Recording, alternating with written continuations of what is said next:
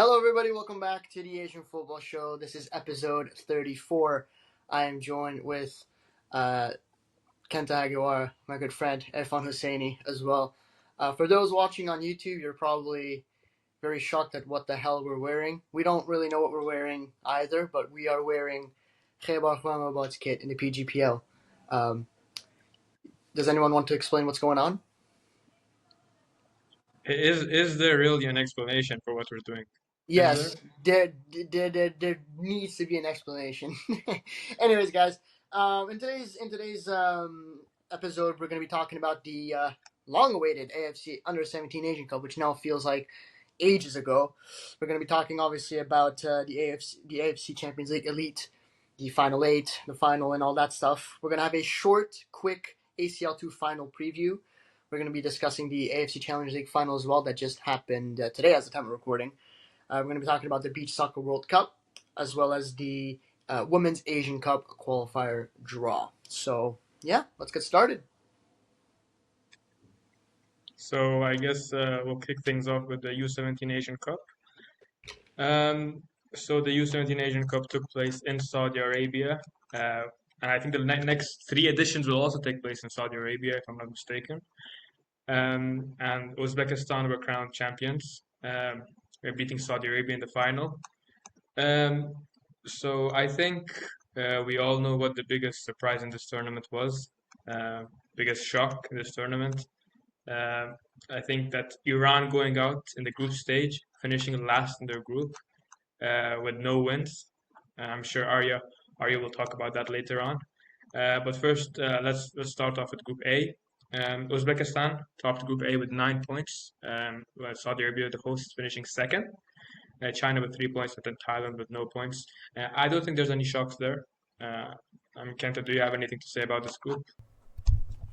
No, I mean this is. I don't know if we. I don't remember if we actually did a prediction for this competition, but if we were to have, I'm pretty sure this is probably how we imagined this group playing out. Yeah, I mean, I don't think there's really a shock here. I think the results went according to how we expected them to. Yeah, and then in Group B, Japan, UAE, and Australia all finished on 4 points. But Japan with a higher goal difference, and then UAE winning head to head, qualified for the next round. And Vietnam with 3 points. Vietnam actually went undefeated, surprisingly, but they got three draws in three games, so it was useless for them. Maybe you can talk to us about Japan's performance, Kento? Yeah, especially in the group stage, and we'll touch on the knockouts later. But it was very underwhelming. I think Japan went into this at least from my perspective, as kind of the favorites in this group, and I didn't anticipate them struggling as much as they did. And they played UAE, I thought, well enough. And then that Vietnam match came around, and as you said, Vietnam went undefeated in that group, and they played very well against Japan. And then you saw the match against Australia, where you were down 3-1 at one point, and you tried to bring it back, but it wasn't enough. So yeah, I think it was a really underwhelming group stage, and I don't know if that necessarily bled into the knockout stage, but it was not a particularly impressive performance by Japan's U17 team. So yeah, I'll touch on Group C before Arya will talk about the Group D. So in Group C, Indonesia finished top with three wins and three games, 9 points. They beat South Korea 1-0 in the first game, Yemen 4-1, and then Afghanistan 2-0. Perfect group stage by them. South Korea after them finished with 6 points, including a 6-0 win against Afghanistan. And then Yemen and Afghanistan left the group. So yeah, not much surprises there. I mean, yeah, of course, Indonesia they beat South Korea. Great job by them. But um, I wouldn't say that's too much of a shock, especially considering how Indonesia have been playing in other levels as well in other age groups. And at the end, I think if someone had to predict the two teams advancing from this group, it would have been Indonesia and South Korea. So moving on to Group D, Arya. Man, where do I even start? Tajikistan, North Korea, Oman, and Iran. I think the favorites of those of those four teams would have been Iran and North Korea. I think especially with how North Korea have been on their youth level side have been very, very good. Um, but this was just a total disaster class from Iran. This is, I would say, at least most probably the worst youth team we've ever had, perhaps. I don't know history wise, but definitely in the past, 20, 25 years for sure. I mean, that was. I'm going to be very harsh here because I think they deserve very harsh criticism. Those guys are not professional footballers. I don't know who fielded, I don't know who scouted those 11 players. There's like one or two players who were like, all right. The rest, I don't know how they somehow got into the national team. Um, it was just a disaster class. I don't want to take away from the other three teams. I think Tajikistan were very good. I think North Korea were very good, and Oman as well were very good. I don't want to take anything away from them. They deserve all the credit in the world. They were very, very good, and it's sad for Oman to miss it out as well. But from an Iran perspective, I mean, you look at that team and you don't know any of those players. I think our best player, Saman Ghafari, who plays for, I think he plays for Mesraf Sanjan in the PGPL, doesn't he? He was our top scorer, top goal scorer. He didn't play a single game. He came on the bench like twice for a few minutes, and that was it. So I don't know what's going on. There's been lots of reports from news outlets in Iran saying that there's some sort of things going on behind the scenes, which I mean seems very blatant. I mean, just what the hell was that? Um, if I'm not mistaken, I think the manager is now gone. I think he resigned, and this is shocking to me because this is the same manager who took that Iran under 17 side in 2017, wasn't it? Or 2019, 2017, when we beat the likes of like Germany and stuff.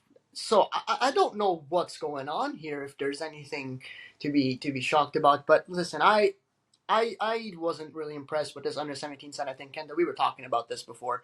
I told you this under 17 side doesn't impress me at all. I didn't think it was this bad. Like this is just worse than bad. It needs to get addressed. I don't think it will get addressed, but again, it shows the underlying problems of youth football in Iran that is now being consistently neglected, unfortunately. And hopefully, this is a wake up call to the guys at the top because this can't continue. This is disastrous, genuinely. And I think it also begs the question that maybe that 2017 run was not the coach, but I think most of the players, because you had the likes of Hossein Zadeh, Sayad Manish, Yunus Delphi. So I think that we can come to a conclusion that it was mostly the individual performances that got us that far. I mean, there was that Tajikistan game, right? I don't remember which goal it was, but it was like such amateurish defending. I know these guys are kids; they're younger than me. I don't want to go too hard on them, but like, I genuinely think if you put us three in that team, you wouldn't see a single difference. I'm being genuinely serious. There wouldn't be any difference with us three in that team. That's how disappointing this Iran under 17 side have been. Um, the very least they could have done is qualify for the World Cup. They couldn't even done that, and qualifying for the World Cup is not that difficult. You just need to be in the top two spots. And in a group like that, it should be done. Wasn't done. So yeah. This. What else is there to be said? Yeah, and then in the knockouts, the quarterfinals, Uzbekistan beat the UAE 3-1. North Korea absolutely demolished Indonesia 6-0.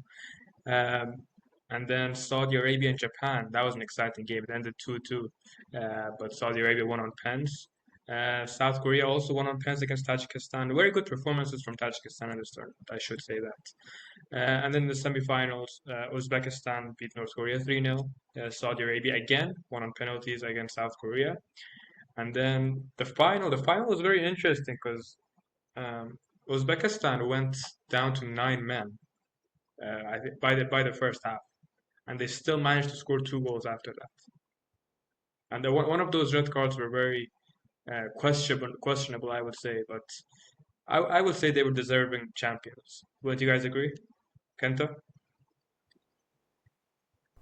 Yeah, I mean they were the most consistent team at the tournament, and yeah, if you're able to to win a match going down 2 men late in the first half, but nonetheless, in the first half, that is highly applaudable, especially at like the U17 level.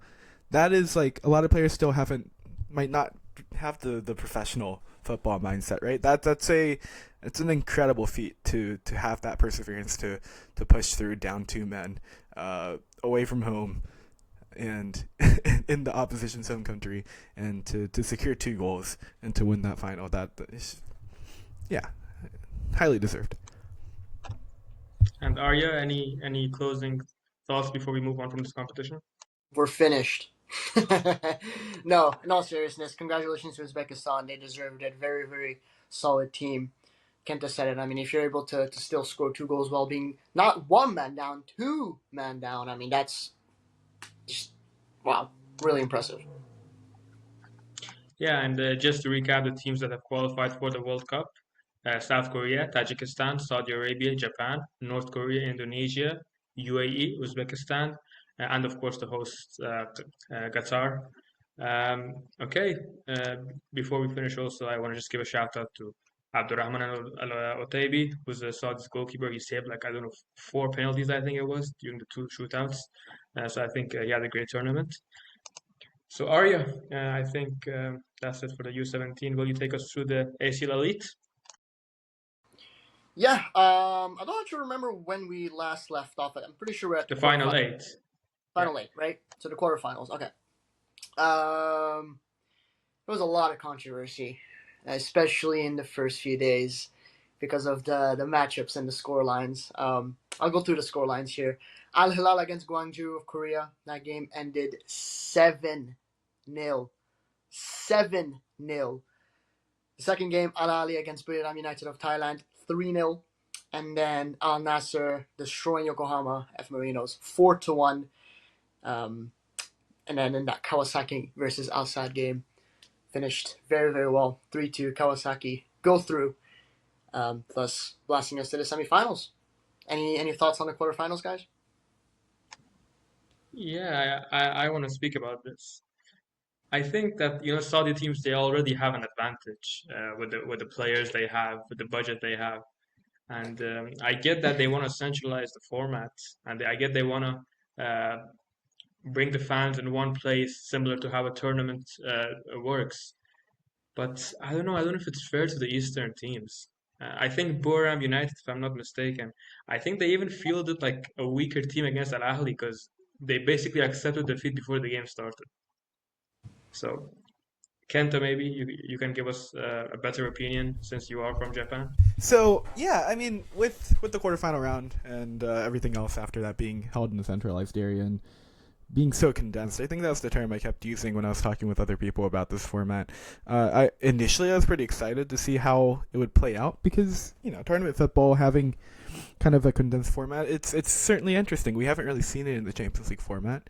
You look over a little west in Europe and look at the UEFA format, it's not like this.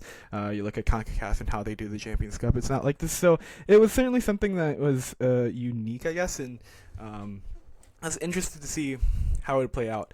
If this format is to continually be hosted in the West, I think that's when it becomes an issue. I don't think it's an issue if it's consistently going to be spread out between Eastern and Western countries hosting it. If Japan's going to host it, if South Korea is going to be able to host this format in the quarterfinals on moving forward, kind of talking long term here, then I really don't think it's that big of an issue, and I think it can allow for some interesting upsets and for interesting storylines to come together.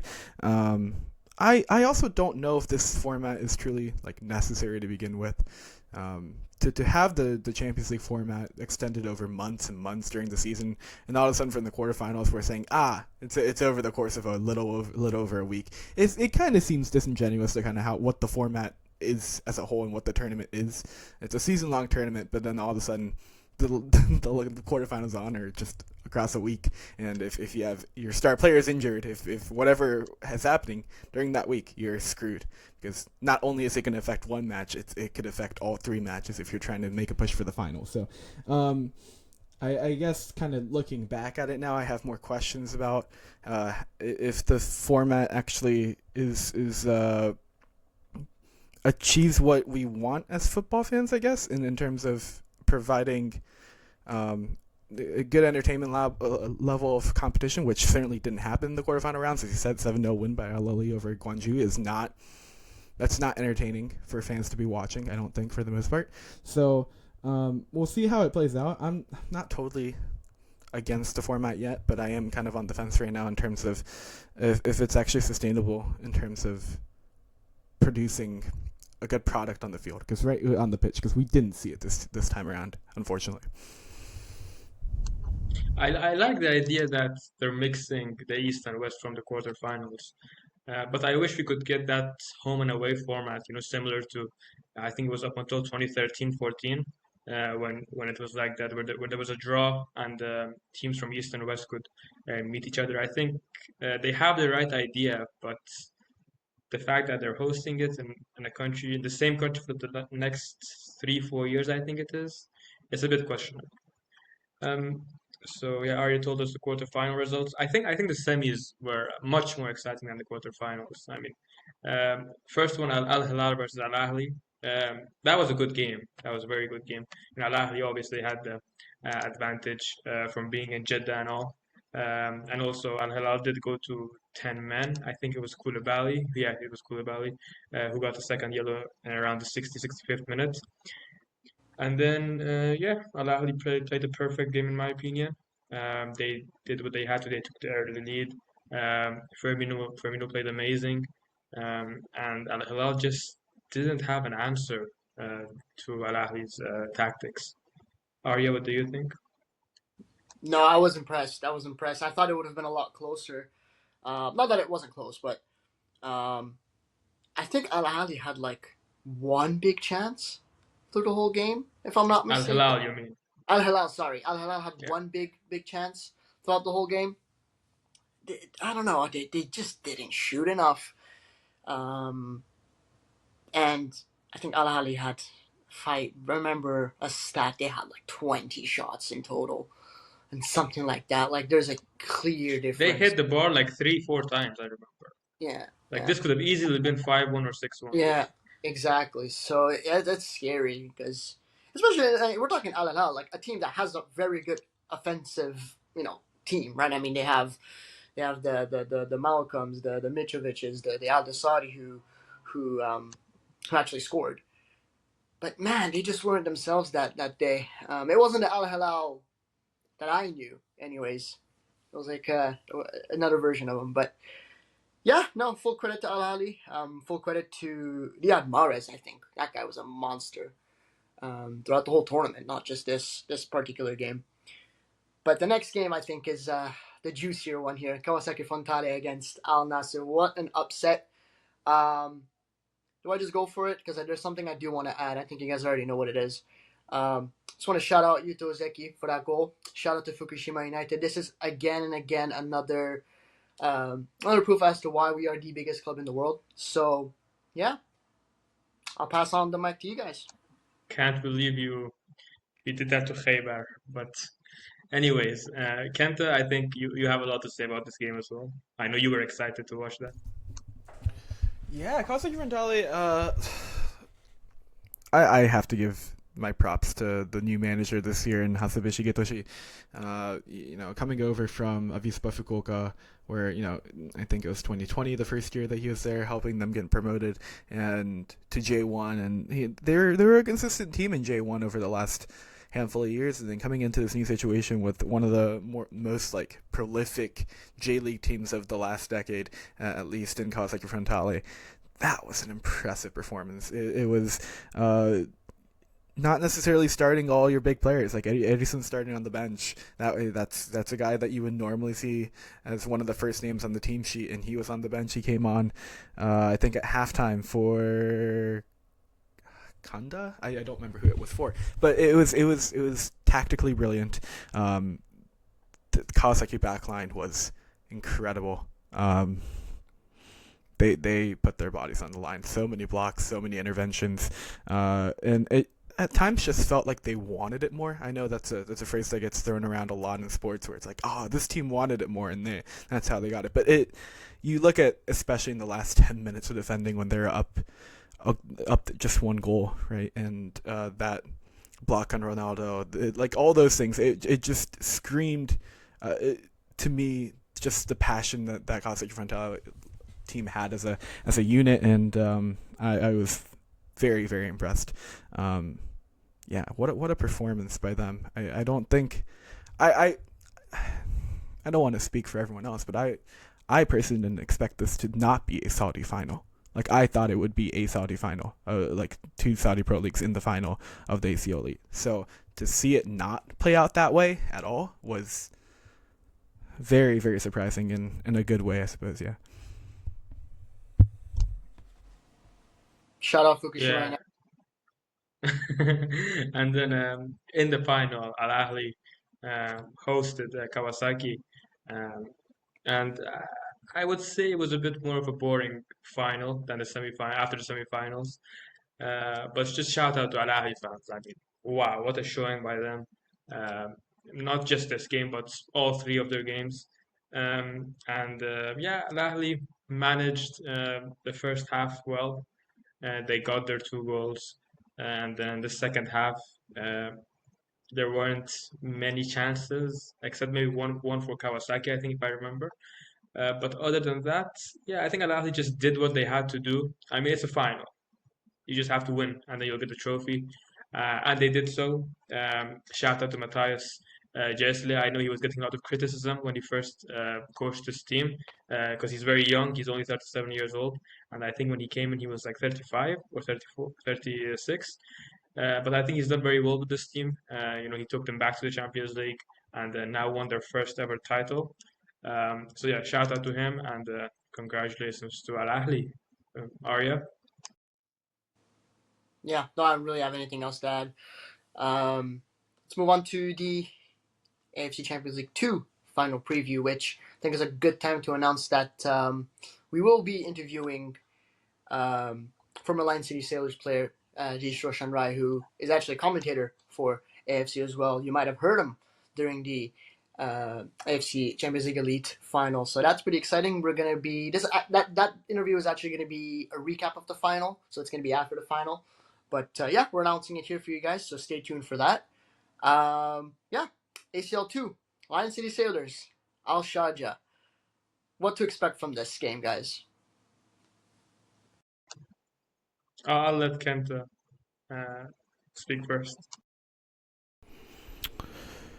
Well, Lion City Sailors. I'll speak on the eastern representative in Lion City Sailors here. Yeah, I guess some people could argue that they got lucky to even be here with the whole Sanfrecce Hiroshima situation back in the what's that this quarterfinals of this. But no, they've been incredible in that most recent matchup against Sydney FC across two legs. I thought was brilliant, absolutely brilliant by them. Look, I didn't expect them to be in the situation. I don't know if you guys did as well. But this team, they've just consistently put great performances together. At least in ACL2, I don't know about their domestic league, but I know from what I've seen in ACL2 that they have consistently been a very good team. They're not getting blown out of matches. They're always in it. It feels like even when they were, I think, at home against Sanfrecce Hiroshima, that was a 1-1 draw, and that's like one of the better teams that was coming into this tournament, one of the favorites, as one of the best J League teams. I kind of have this team as I don't know if this is considered an upset, but I definitely have them as my pick for winning the ACL2 title. I love the story there. I think they've got great momentum coming into this match with how they performed during the knockout stage of this competition, and yeah, one more match for them. I can totally see it happening. If I'm not mistaken, they actually won the league not too long ago. They did win today, yeah. Was it today? Yeah, today. Yeah. So, yeah, no, it's a fantastic story. I mean, a lot of people, like Kenta said, are going to come back to that Sanfrecce situation. I think, nevertheless, they were still very, very good. It's funny, guys, because if I remember well, all the favorites that we predicted, they literally all got knocked out. Sanfrecce got knocked out. Tractor got knocked out. did we predict Shalabal Ali? I'm not sure. I think We we did. did. They We were did. also they were one of the. Oh yeah, you guys. Of course, you guys did for Osmoon. They also got eliminated. So it's like, wow, the big Jean-Buck guy, as well. Jumbuck got eliminated as well. Like the big guys got Yeah. eliminated, which is what's interesting about this tournament. Um, yeah, I'll let Erfan say what he wants to say. Yeah. I mean, I'll talk about Sharjah. So Sharjah this season, um, they've got into the President's Cup final. They lost to Shabab Al Ahly. That was yesterday. They've got into the League Cup semi-final. They lost to Shabab Al Ahly. And in the league as well, they lost to Shabab Al Ahly. They're second place right now. So I think they got dominated by Shabab Al Ahly in the local competitions. But they did manage to beat them on penalties in the ACL too, so they got the better hand of them here. And the Sharjah are a good team. I mean, if it wasn't for Shabab Al Ahly, I think they have too much quality for the UAE league, and that's why they're just dominating. I know Arya won't like this, but it is true. And yet they have lots of good local players and foreign players. They have good Brazilian talent. Actually, they're technically Emirati now, but yeah, like Caio Lucas, Marcus Meloni, Luan Pereira. These are all really good players, and I think they are slight favorites for this game, but I don't know. Kenta might be right. I mean, the fact that the game is being hosted in Singapore as well. I think it's in Bishan Stadium, which can accommodate 10,000, 8,000 people. I'm sure they'll fill it up, however much it is. I think it will be a great advantage for Lion City, and hopefully we see a great game in the final. I mean, I'm looking at Sharjah's attack. I mean, they've got Adel Tarab, Paco Alcacer. Paco Alcácer, I think he's on loan. I haven't seen him play this year for Sharjah. Because it says they're still. Yeah, you're right. He hasn't played a game since January. And then No, he's on loan, I'm pretty sure. Leon Dajaku, which is an interesting. That's a young German forward who used to play for Bayern. His name popping up on here is very, very interesting. He played 9 minutes in the league, 9 minutes in the League Cup, and that's pretty much it. What is this Sharjah team? What am I looking at right now? That's interesting. You'll Anyways, find these type of players all across the UAE league. It's very weird. exactly. Yeah. Do we want to make a quick prediction on who's going to win? I'll go with Sharjah. I think I already said it, but I'll restate in Lion City. So it's up to me to break the ice here. I would like to see Lion City win just because of that story. I think it would mean a lot. But realistically, it doesn't really matter for me. It doesn't really matter. I'll go with Lion City Sailors. Why not? Let's go. So I think now it's time for the last Asian Cup competition, the AFC Challenge League final, which took place today. Svay Rieng of Cambodia hosted Arkadag of Turkmenistan. Uh, and the game ended 2-1 at an extra time in favor of Arkadag. Props to the Cambodians. They filled out, I think, a 55,000 seater stadium, and the crowd was absolutely amazing. Unlucky they didn't win, but I never thought I'd see that sort of crowd in Cambodia. So yeah, fair play to them. On the game itself, I think Arkadag were the deserved winners. I mean, towards the end, of course, Swearing were attacking. But overall, I think yeah, Arkadag played better, and ultimately they won the first ever AFC Challenge League. You guys have anything to say, Arya? No, not much to say. I mean, Arkadag is that team that's now known. I've seen their name being mentioned a million times on Twitter because apparently it's like the Turkmenistan's dictator team. They haven't lost a single game in the league, etc., etc. So yeah, I mean, yeah, like you said, big props to the Cambodians. They really showed out, and 2-1 is it was a fantastic final. I think it was a very nice final from beginning until the end. Kenta. I was kind of surprised by how low scoring this match was. I was going into all these matches especially in the knockout stage of the Challenge League.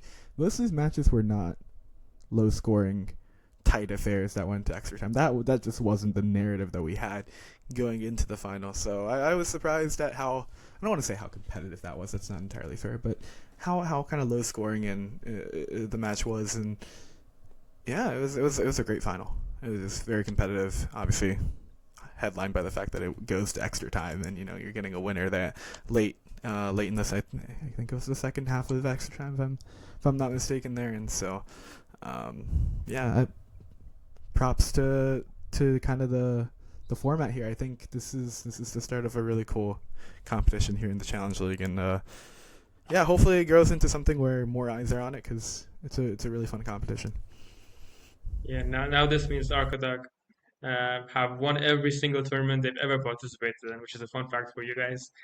And this also means they get direct qualification to next season's ACL 2, if they get a license, of course, to compete. But yeah, um, yeah, that's it for the AFC Challenge League.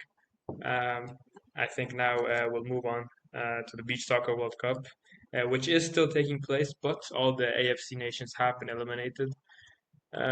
So, Arya, will you speak to us about Iran? I'm gonna be honest with you. I haven't really watched that much Beach Soccer World Cup. Um, but for Iran, I mean, yeah, they were in a Group B with Portugal, Paraguay, and Mauritania. I think they finished second. Only lost to Portugal, which is a respectable opponent. One of the favorites of the tournaments. Then they got in the quarterfinals against Belarus, which is another very good team in beach soccer. Um, and they also nearly lost 4-3. That's Iran eliminated. I don't really watch that much, so I can't comment too much around it either. But from what I've seen on social media, I think Said Mirjalili, the keeper, was just fantastic in like every single game. I mean, his name was getting popped up everywhere for me. But I think I found you'd have more to say than I have. Yeah, I'll speak about Iran. I think from the beginning of the tournament, you could just see there was something wrong mentally, which is very weird for this beach soccer time because usually they're very good. I mean, they were up 5-1 against Mauritania, who are making their World Cup debut, and then the game finished 5-4, which was very weird. But then after that, we beat Paraguay 5-1. Okay, we're back. It's fine. It was just the first game of the tournament. And then again, we lost 7-5 to Portugal, which, as you said, Arya, is a very respectable loss. That also would put us on technically the better side of the bracket because we would avoid Brazil and Portugal until the final. But then we played the Belarus side that just last year we beat 6-1 to win the bronze medal. And I'm not sure if we underestimated them. I'm not sure if we have a weaker team, maybe the team is too old, we need to have a shift in the players. But it was very disappointing. To be fair, Belarus, I mean, props to them. They scored some bangers. And Iran also did save a penalty. Uh, but I was very disappointed because I expected this team to make the final to the very least because we had a good and easy path to the final. On the other Asian teams, Oman, uh, I mean, I'm not really surprised. They only won on pens against El Salvador, but they lost to Italy and Brazil, which fair enough. They're good teams. And then Japan, I mean, Japan, they finished second in the group. They only lost to Belarus 6-3, but I think it was actually a good tournament by Japan. I would say it was better tournament than Iran because they only lost 7-6 to Portugal in the quarterfinals. Um, Kenta, I'm not sure if you watched any of Japan's games. Did you? I can't say I watched any of them in full, but I will add that it is kind of funny that Japan and Iran both lost to the two exact same teams in this competition, just flipped Portugal and Belarus. I watched the Belarus match briefly because it was I think the first match of or I guess the second match of that group stage, and I I thought Belarus was very good, and I obviously don't have the history behind me to kind of know how the history of how good this team has been in the past or anything, but I was fairly impressed. So yeah, I mean, they're in the final now, right, against Brazil. Not sure how that's gonna play out. I guess tomorrow at the time of recording, so maybe by the time this is out, the final has already come and gone. But yeah, I was very impressed by them. So don't know a ton about beach soccer. Won't ever claim to until I guess I actually do watch it more often. But 1 million likes for an Asian football show beach soccer tournament. now, how would that even work? How would that even work? We'd all meet up and just start playing beach soccer. Just Yeah. one-on-ones? Yeah. Three Live teams, stream- one-on-ones? Live streamed on YouTube. Oh, I horrible. hope for everyone's mental health, I hope we don't reach that goal. I mean, we're not reaching 1 million likes. Like we're not. You didn't need to say that. Like we're not. We're wearing matching kits. Who knows, man? Who knows? Yeah. To be fair. Anything can happen at the Asian football show. Um, okay, so that's it for beach soccer, and to end off the episode, we'll go through the women's Asian Cup qualifiers draw. So before we go through them, Australia as the hosts, Japan, China, and South Korea have qualified automatically, so they'll not need to go through the playoffs. Okay, so I'll take you through the groups. In Group A, Iran, Jordan, Lebanon, Singapore, Bhutan. In Group B, Thailand, India, Mongolia, East Timor, Iraq. Group C, Myanmar, Bahrain, Bangladesh, Turkmenistan. Group D, Chinese Taipei, Indonesia, Kyrgyzstan, Pakistan. Group E, Vietnam, UAE, Guam, Maldives. Group F, Uzbekistan, Nepal, Laos, Sri Lanka. G, Philippines, Hong Kong, Cambodia, Saudi Arabia. And then finally in Group H, Palestine, Malaysia, North Korea, and Tajikistan. So these games will be in a centralized format, and only the group winners will qualify for the final tournament, which will take place in Australia. The games will be held in the 23rd, from the 23rd of June to the 5th of July. And yeah, good luck to all nations participating. So Arya, Kenta, do you guys have anything to add before we end the episode? I do actually. There was also the CAFA referees webinar last week. I think it's worth noting. Very important thing. I think we should all tune in next time. And there's like some people like listening to this being like, "What the hell are you talking about? Like, what is a CAFA referee webinar?" Google it. You'll see what it is. Amazing thing from CAFA. Anyways, no. In all seriousness, this was a great episode. I really enjoyed this, guys. If you guys are new to the channel, make sure to smash that subscribe button. Like the video, it helps a lot. Join all of our social media. All the links will be down below, whether it's us individually or the Asian Football Show. Any support matters. Thank you guys so much. And yeah, we're excited to bring in so much new content in the near future for you guys. So stay tuned. Stay tuned. You guys are gonna love this, hopefully. And Kenta? I'll voice one complaint about the AFC Champions League formats as a whole, and then I'll go on my way here. I just can't stand how these tournaments aren't ending at the same time. It frustrates me how ACL 2 isn't remotely close to playing their final when ACL Elite has already come and gone. I know that the formats are different, and that's why it happens, but there has to be a bit more continuity here for our sake, at least, in terms of it just doesn't make sense. I don't get it. It's not even like it's just a few days late. It's like a whole 2-3 weeks later, which is like it's basically a whole month apart. Like why? Like if ACL Elite is going to do this format where they do this centralized from the quarterfinal on, that's fine. But be consistent with it. Bring it to ACL 2 too, so the timing of it is consistent. Or don't do it at all and play how ACL 2 is, so we and we're gonna be fine that way too. Just don't. I don't understand why like we have to wait another like 4 years for an ACL 2. Like the fact that the ACL Elite finished before the Challenge League and the ACL 2, that doesn't make sense. I mean, can you imagine Europe-wise if if the Champions League final finished first, then it was the Conference League, and then the Europa League. That doesn't make much sense, does it? So Yeah, like imagine if the Champions League final happened last week.